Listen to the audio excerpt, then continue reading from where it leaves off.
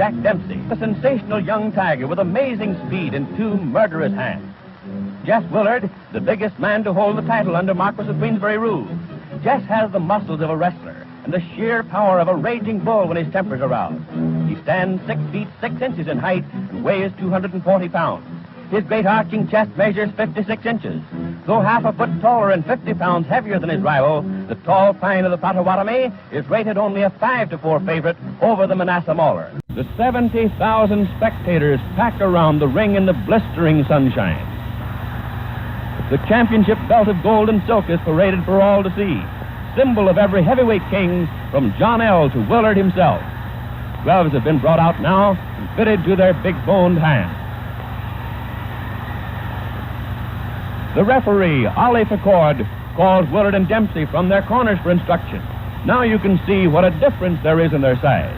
Though a great athlete, the bronze challenger seems almost puny next to the giant he's about to fight. They listen quietly, almost without interest, to a story they know by heart. Sweat beading shoulders and forehead. The crowd waits tensely. Who'll win? Willard with his fine jab and smashing uppercut, or Dempsey with his speed and the best left hook of all time? Round one coming up. The timekeeper jerks his bell cord. Somehow it jams, and Willard doesn't hear the faint sound over the excited yelling. He pauses, looks around, puzzled, doubtful. Say, what's going on around here anyhow? Where's the bell? There it is. So the big fight begins, and Big Jess moves easily into action. The mahogany-hued Dempsey circles, moving in and out with cat-footed quickness. The champion wants to keep Jack at long range with his poking left jab, but Dempsey won't let him do it. He's never still for an instant, bobbing and weaving around. It looks like a test of speed against power, and Willard has no chance to get set against Dempsey's speed. At such a pace, there's a lot of missing and a lot of clinching. It's bound to be that way, but it's only a warm-up so far. Each is trying to figure out the other's defense, to open him up, nail him with a punch. The challenger crowd keeps on crowding. The instant he's in the open, he moves back again. His left whips in tirelessly and often. The blows miss or graze Willard. Dempsey hasn't the range yet. Jess holds whenever he can, but that's Jack's meat. Nobody's strong enough to tie him up for long, and trying to hit him is like trying to hit a sunbeam that moves away. Dempsey's hands are in motion all the time. Willard tries to block with gloves and forearms and elbows, but he's compelled constantly to retreat. What else can he do against the endlessly moving little man? And when you're going away, you can't do much damage yourself. A champion is supposed to make the fight, but try as he will, it's far beyond Big Jess. But he hasn't been hurt yet. For all the charging, for all the blows, the tall pine has suffered no injury. He's clever, knows how to handle himself, and in spite of his great size, he moves around quickly and gracefully. No, the little man won't get him. They maneuver around the center of the ring. Now watch. There's that big left, and Willard's down.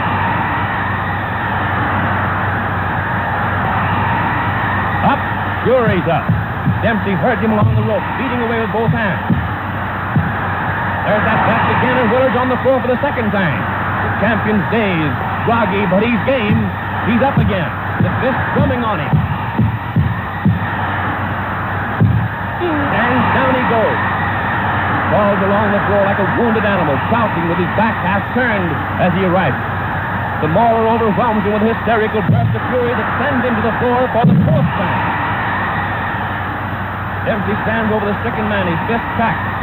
The instant Willard's knees were off the floor, Jack at him again. Jess is wide open. He has absolutely no defense. And he hits the deck again. Courage, just plain courage, instinct, whatever it is, flings him blind and staggering up to his feet.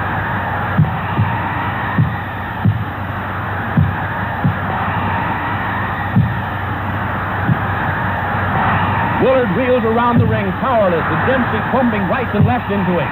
Clear across the opposite corner, and there he's taking it again. How can the man stand it? And there he falls, his gloved hand feeling for the rope, trying to hold himself up. Then, painfully, he drags his racked body to a half erect position. But a right smashes into his side. Other rights crash to the head, and Willard collapses into a sitting position, dazed and helpless, after the most murderous beating a man ever took in the ring. And there's the bell. But no one hears it. Dempsey turns away. He seems doubtful, puzzled. Kearns and others rush jubilantly into the rope square. It's all over. The quickest heavyweight knockout on record. Jack hurries out of the ring to avoid the crowd. But the timekeeper and referee Ollie Picord are yelling that it's not over. The bell had sounded before Big Jess was counted out. Where is the challenger anyway? Willard's chief second, Walter Monahan, and the other handlers have leaped into the ring to bring their man too. The champion seems helpless, but technically the fight is still on.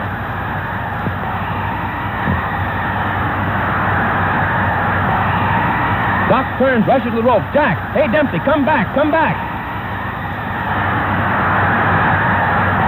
Round 2 and the bell sounds again.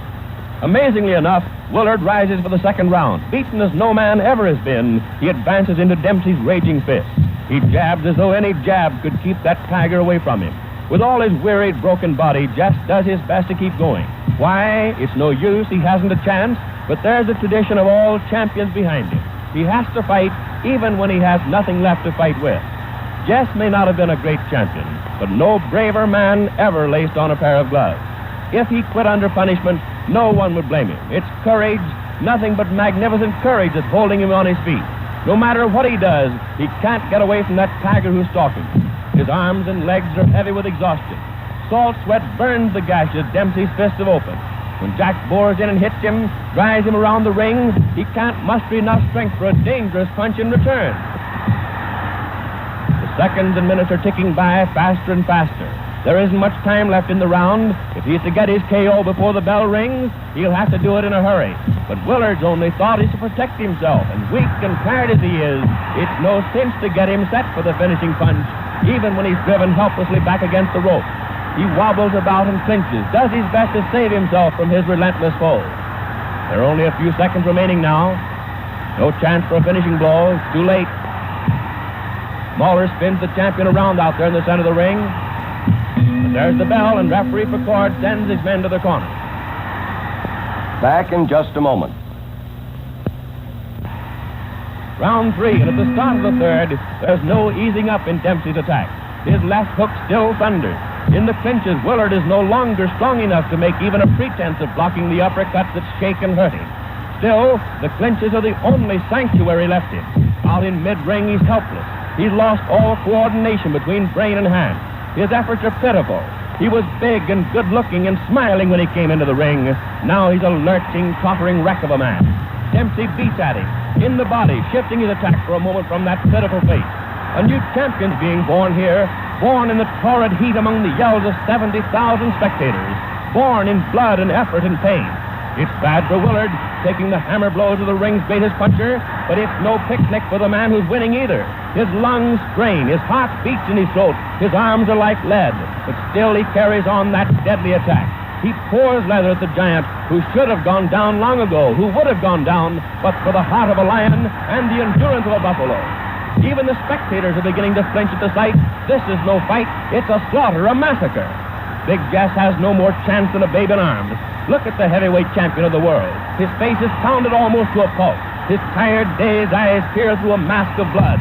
It's dripped down over his body, stained his trunk, spotted his legs. Even Dempsey's smeared with the sanguinary fluid.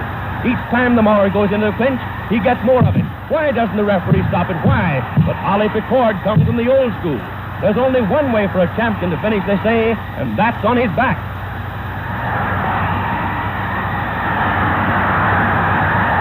But the bloody, half-blinded Willard won't go down, not even when the tiring Dempsey's blows stagger and hurt him more and more.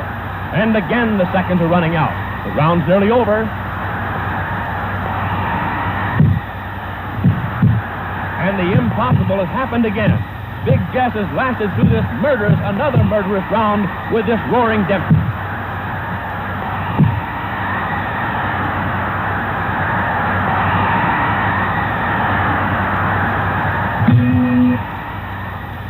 Now coming up for round 4, but Willard can't come out for the 4th round. His nose and cheekbone are fractured, ribs broken, half a dozen teeth knocked out, and he's hardly strength enough to rise and shake hands with his conqueror.